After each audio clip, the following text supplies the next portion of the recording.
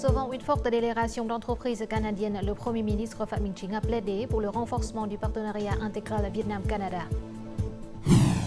Les leçons tirées de la victoire de Dien Bien Phu sont toujours significatives pour l'élaboration de stratégies militaires et de défense nationale dans le contexte actuel. De nombreuses banques commerciales appliquent la technologie de reconnaissance biométrique pour garantir la sécurité des transactions en ligne.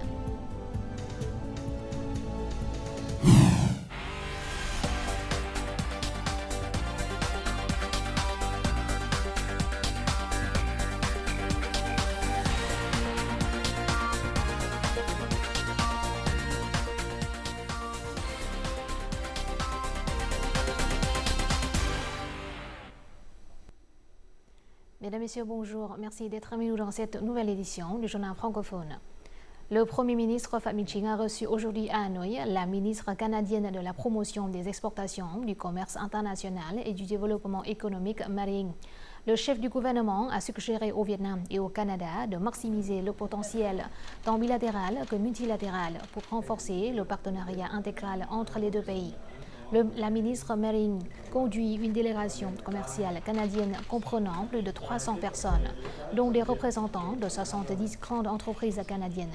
Elle a informé le Premier ministre vietnamien des résultats de la deuxième réunion du Comité mixte économique Vietnam-Canada, affirmant que les deux parties avaient convenu de mobiliser les ressources pour développer la déclaration politique sur le partenariat pour une transition énergétique juste (GERPI). Le Canada est le troisième partenaire commercial du Vietnam en Amérique et le Vietnam est le plus grand partenaire commercial du Canada au sein de l'Association des nations de l'Asie du Sud-Est, ASEAN. Le président de l'Assemblée nationale, Vương Đình Huệ, a reçu aujourd'hui à Hanoï la sénatrice américaine Kirsten Gillibrand, présidente du sous-comité sur les menaces et les capacités émergentes du Comité des services armés du Sénat américain. Kirsten Gillibrand a remercié le gouvernement et le peuple du Vietnam pour leur coopération dans la résolution des conséquences de la guerre, la recherche des restes de soldats américains et des restes de martyrs vietnamiens et le soutien aux personnes handicapées. Lors de la rencontre, les deux parties ont souligné le rôle important de l'économie de marché dans le contexte où le commerce bilatéral dépasse la barre de 100 milliards de dollars par an. Vương Đình Huệ a souhaité que le Congrès américain et ses deux chambres soutiennent le Vietnam dans la mise en œuvre de ses engagements lors de la COP26 et du partenariat pour une transition énergétique juste (GERPI). La présidente par intérim Võ Thị Ánh Xuân a reçu ce mercredi à Hanoï Madame Caroline Turk, directrice nationale de la Banque mondiale au Vietnam, venue la saluer au terme de son mandat. La dirigeante vietnamienne a souligné que la Banque mondiale était l'un des trois plus grands partenaires de développement et bailleurs de fonds du Vietnam. Elle a proposé que dans les temps à venir, la Banque mondiale continue de coopérer étroitement avec le Vietnam et de le soutenir dans son processus de développement, ainsi que dans le maintien de la paix, la sécurité internationale et le changement climatique. Pour sa part, Caroline Turk a affirmé que la Banque mondiale travaillerait avec le gouvernement du Vietnam dans les temps à venir pour concrétiser ce contenu, en particulier les fonds pour soutenir le Vietnam dans la période 2023-2025.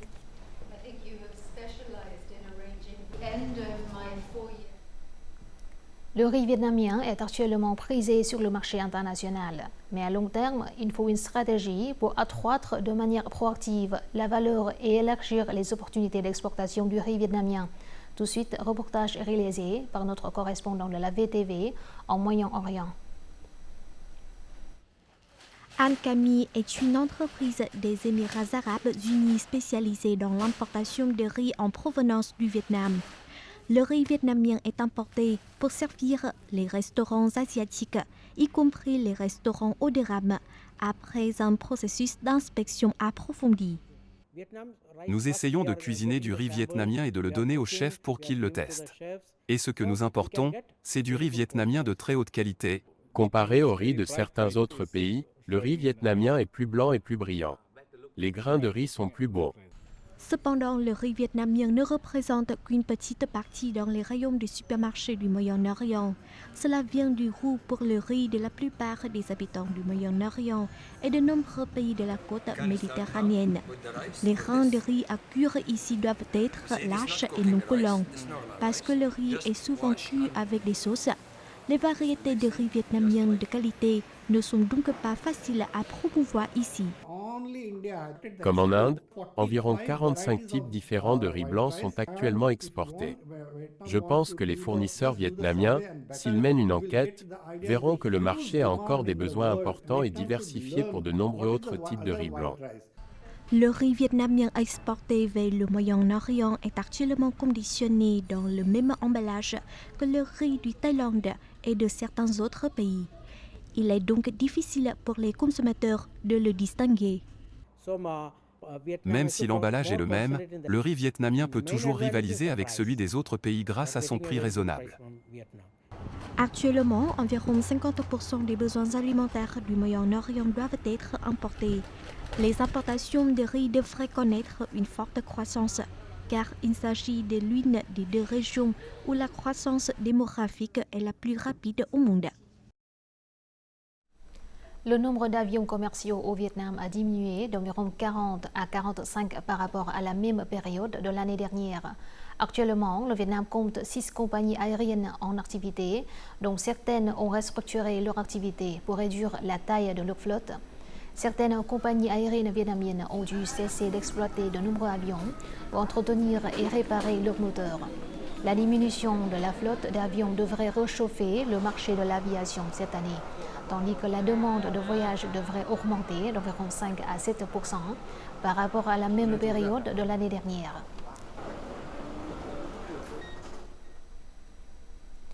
Le prix plafond des billets d'avion intérieurs a augmenté de 3,75% depuis le 1er mars. Les prix des billets d'avion devraient continuer d'augmenter à l'approche de la haute saison du tourisme intérieur, en particulier pendant les vacances du 30 avril et du 1er mai. Cette augmentation exercera une pression sur les agences de voyage, ce qui pourrait entraîner une augmentation des prix des circuits touristiques. Pour cette raison, nombre de touristes hésitent à dépenser plus d'argent en voyage. Madame Chen envisage de réserver des billets d'avion pour les vacances du 30 avril et du 1er mai. Mais après avoir découvert que les prix des voyages avaient augmenté de plus de 20%, elle a choisi des voyages plus proches de chez elle. Je choisirai des destinations touristiques qui ne nécessitent pas de transport aérien. Je sélectionnerai des endroits où je peux voyager en bus ou en voiture pour économiser de l'argent. Selon cette agence de voyage, les prix des billets d'avion ont augmenté en glissement annuel. En conséquence, les prix des circuits nationaux, en particulier ceux longue distance, ont augmenté de 10 à 30%. Cela a conduit à ce que les circuits nationaux coûtent plus cher que ceux à l'étranger. La hausse des prix des billets d'avion affecte considérablement les prix de nos circuits. En conséquence, nos clients sont confrontés à des coûts plus élevés.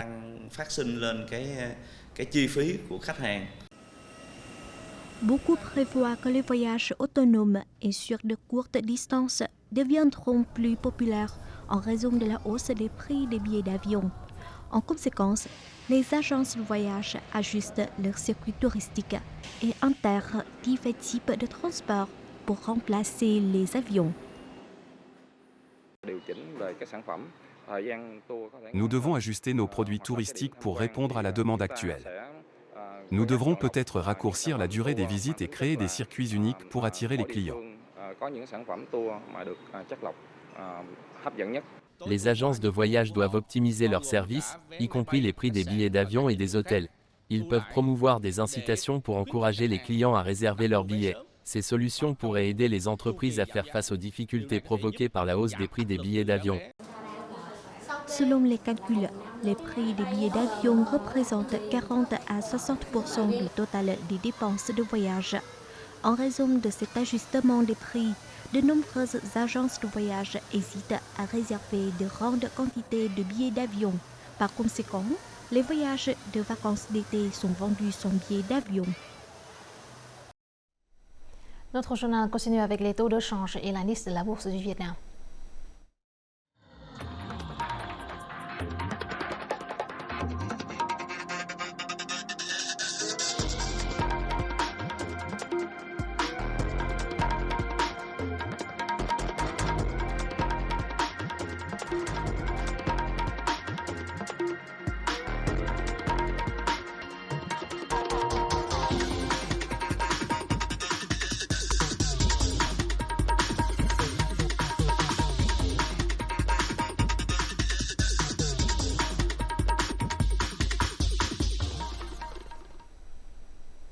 La victoire de Điện Biên Phủ, valeurs historiques et stature contemporaine, tel était le thème d'une conférence organisée aujourd'hui à Hanoï, avec la contribution de plus de 70 présentations. Les conférenciers ont continué à affirmer que les leçons tirées de cette victoire grandiose ont une profonde valeur historique et réaliste dans le travail de construction et de défense nationale. Tout de suite, compte rendu. La conférence a affirmé que la victoire de Điện Biên Phủ était l'apogée de l'art militaire vietnamien pendant la guerre de résistance contre les Français, tant en termes de stratégie et d'art de campagne que de tactique. Grâce à la politique de résistance globale sous la direction du parti et du président Ho Chi Minh, l'armée et le peuple vietnamien ont progressivement remporté des victoires importantes durant les 9 années de résistance.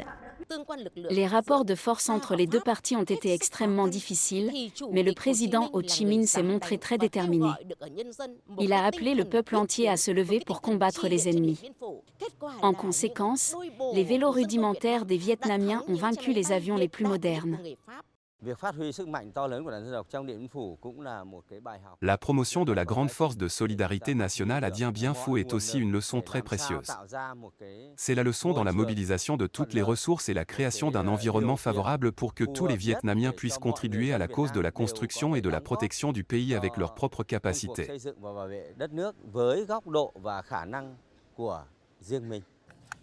Dans le contexte d'évolution complexe et imprévisible de la situation mondiale, il est important d'hériter et de promouvoir les valeurs de la victoire de Điện Biên Phủ pour l'élaboration de stratégies et de politiques militaires et de défense nationale face aux nouveaux défis.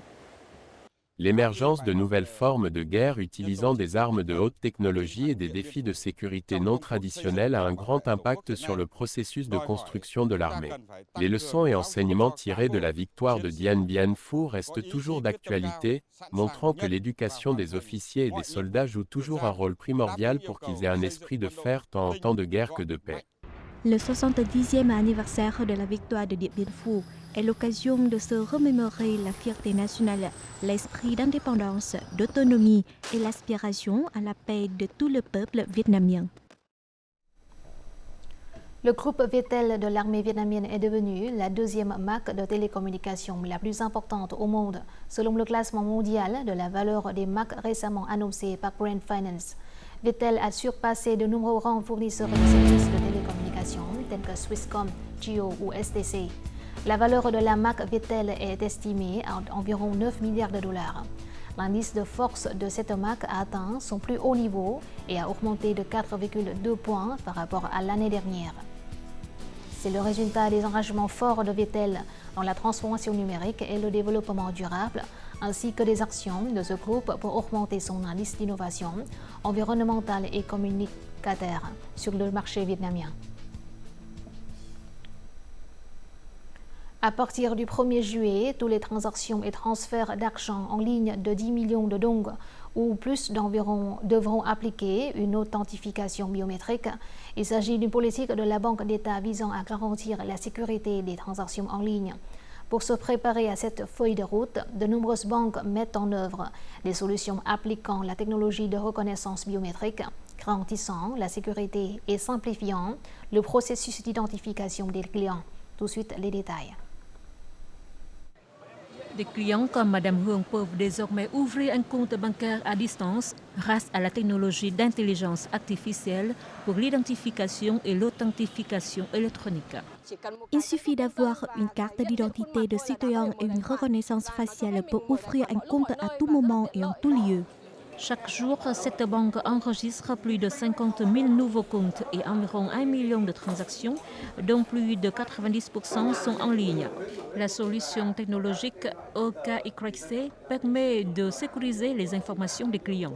Le nombre de transactions EKYC augmente. Par conséquent, nous devons aussi augmenter la vitesse de traitement et choisir de bonnes solutions.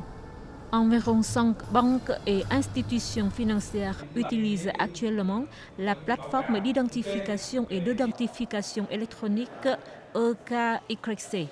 Grâce à l'intelligence artificielle, cette solution est capable de réaliser l'identification biométrique faciale avec une précision allant jusqu'à 99%.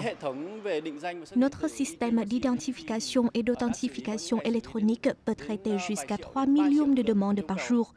Par ailleurs, nous sommes également prêts à répondre aux exigences les plus strictes du secteur bancaire sur les propres infrastructures de la banque. Notre capacité à être autosuffisant dans de telles technologies contribue à résoudre le problème de sécurité dans l'espace numérique. La croissance rapide des paiements sans numéraire fait pression sur la prévention de la fraude. Avec un haut niveau de précision et de sécurité, l'application de l'identification électronique sera une tendance inévitable et une exigence obligatoire pour les institutions financières vietnamiennes dans un avenir proche.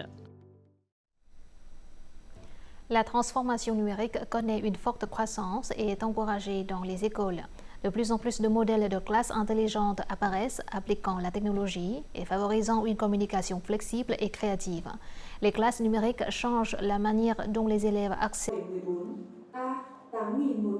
Voici un cours de mathématiques. Au lieu de lire et d'écrire les réponses au tableau, les questions ont été numérisées. L'enseignante n'a qu'à utiliser son téléphone pour scanner les réponses. La quantité de devoirs traités a été multipliée par près de 10 par rapport à avant. Nous sommes tous informés à l'avance des applications technologiques pour les appliquer aux leçons, ce qui rend les cours plus vivants et plus attrayants. Les ressources d'apprentissage numérique suscitent l'enthousiasme des étudiants. Les élèves et enseignants ont pu accéder à une bibliothèque numérique contenant des millions de livres audio et de vidéos. Les cours de langues étrangères sont devenus plus efficaces grâce aux appareils intelligents. Les exercices sont illustrés de manière intéressante. J'adore. Habitués aux méthodes d'enseignement traditionnelles depuis 20 ans, préparer des plans de cours électroniques pour Madame Yen n'est pas facile. Ne craignant pas les nouveautés, ces jeunes collègues l'ont aidé à préparer des cours électroniques. La technologie de l'information dans l'enseignement est indispensable, surtout à l'heure actuelle. C'est pourquoi j'essaie toujours de m'adapter et d'apprendre auprès des jeunes. Les efforts des enseignants contribueront à promouvoir la vie numérique dans les écoles, rendant ainsi le processus d'enseignement plus complet. Changer pour s'adapter. Pour les enseignants, c'est à la fois une exigence et une responsabilité. Ils contribuent grandement à former une génération de citoyens numériques.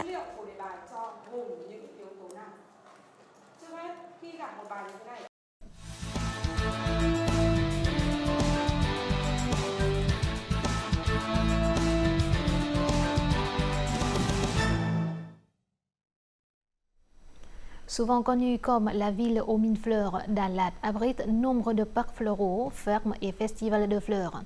Outre les fruits et légumes traditionnels, les fleurs constituent également un ingrédient utile pour l'industrie culinaire.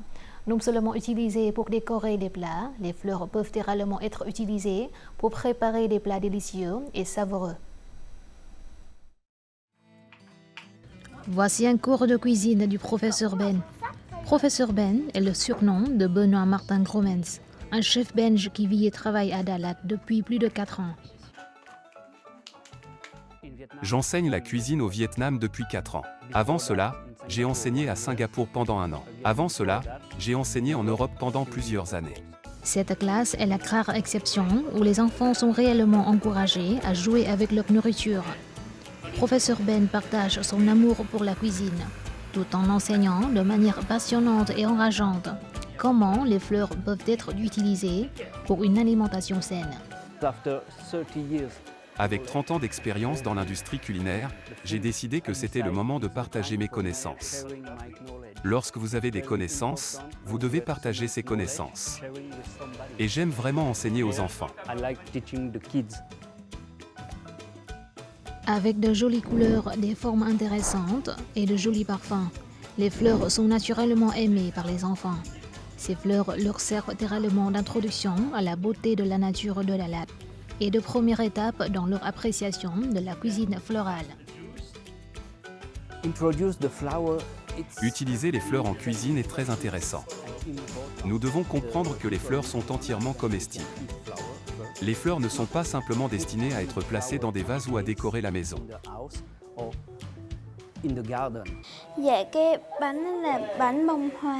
C'est un gâteau aux fleurs, avec de la crème dessus, des roses et une sorte de fleur dont je ne connais pas le nom.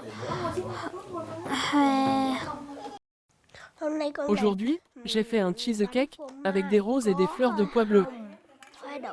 Ces deux fleurs sont comestibles. Je trouve cela très intéressant, car les familles cultivent souvent de nombreux types de fleurs à la maison. Aujourd'hui, les enfants ont utilisé des fleurs pour faire des gâteaux. C'est l'occasion pour les enfants de découvrir l'environnement qui les entoure. Les fleurs comestibles sont utilisées dans de nombreux styles de cuisine et se retrouvent sur le menu du monde entier. Toutes les fleurs ne sont pas bonnes à la consommation, mais celles qui le sont peuvent offrir une explosion de saveurs et de couleurs uniques à de nombreux plats, notamment les salades, les sauces, les boissons et les apéritifs. Certaines d'entre elles sont même bénéfiques pour la santé. La cuisine florale est un concept intéressant et je veux que les gens comprennent qu'on peut utiliser les fleurs en cuisine parce que ce sont des aliments riches en vitamines, en plus de leur beauté.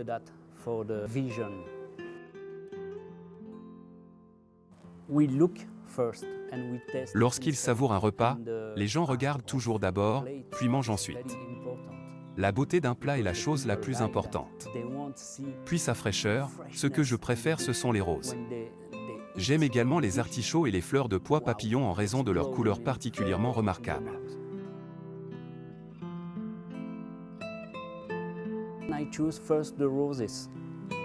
J'utilisais beaucoup les fleurs de pois papillons pour cuisiner du riz gluant et d'autres plats. J'utilise également des iris, des capucines, des chrysanthèmes et bien d'autres fleurs.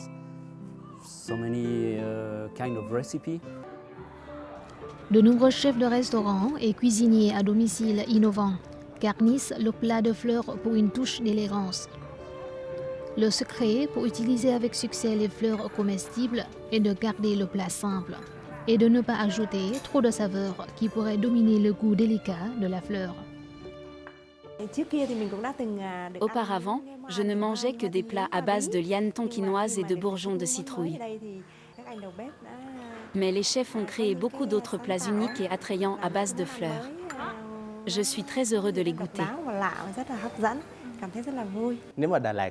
Je ne connais pas grand-chose aux fleurs de Dalat, mais je connais l'artichaut, que je mange beaucoup à la maison. Ma femme enceinte utilise des artichauts dans les ragoûts. Cette fleur est très nutritive. Sa fraîcheur et sa douceur conviennent au sou. Les plats fleuris démontrent les talents des chefs de Dalat. La combinaison de fleurs crée de nombreux plats délicieux qui conviennent au goût des convives. Les plats à base de fleurs sont attrayants à la fois visuellement et gustativement, ce qui donne envie à tout le monde de les goûter et bien sûr de les prendre en photo. Il ne s'agit pas simplement d'une nouvelle façon de créer de nouveaux bons plats, mais aussi de promouvoir la réputation de Dalat en tant que ville aux mines fleurs.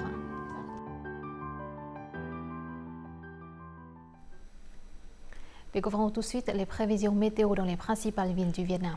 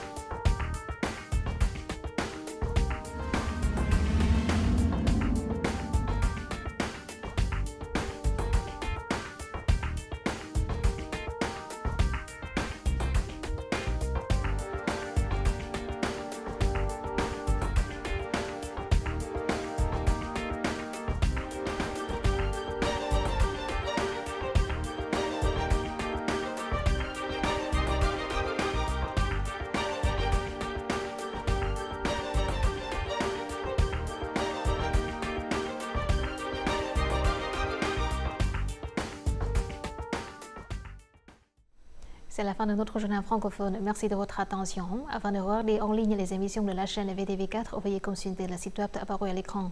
Vous pouvez aussi télécharger l'application VTV4 sur App Store ou Google Play. Au revoir et à la prochaine.